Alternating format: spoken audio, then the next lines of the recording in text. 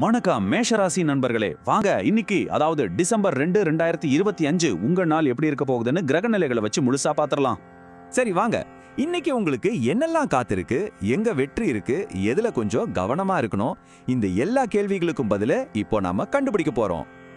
இன்னைக்கு உங்களுக்கான தாரக மந்திரமே பொறுமை தாங்க. நீங்க பிளான் பண்ண சில விஷயங்கள்ல கொஞ்சம் தாமதமாகலாம், ஆனா அத பத்தி நீங்க பெருசா கவலைப்பட தேவையில்லை. எவ்வளோ அமைதியா இருக்கிறீங்களோ அந்த அளவுக்கு நாள் உங்களுக்கு சாதகமா முடியும்.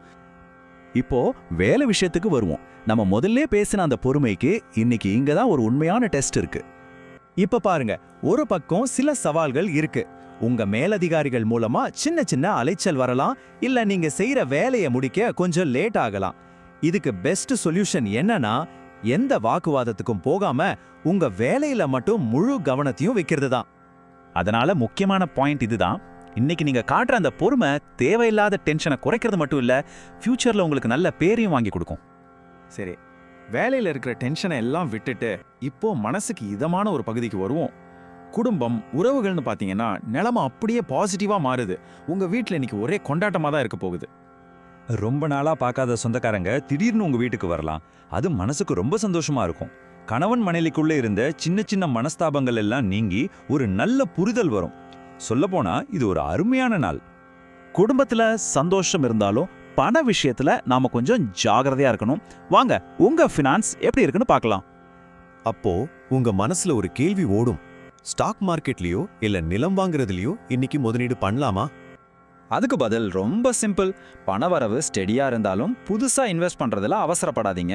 ஒண்ணுக்கு 2 தடவை யோசிக்கிறது ரொம்ப நல்லது. இல்லைன்னா ஒரு எக்ஸ்பர்ட் கிட்ட அட்வைஸ் கேட்கறது பெஸ்ட். ஓகே, இன்னைக்கு வர சவால்களை சமாளிச்சு நல்ல விஷயங்களை ஈர்க்கிறதுக்கு சில ஸ்பெஷல் டிப்ஸ் இருக்கு.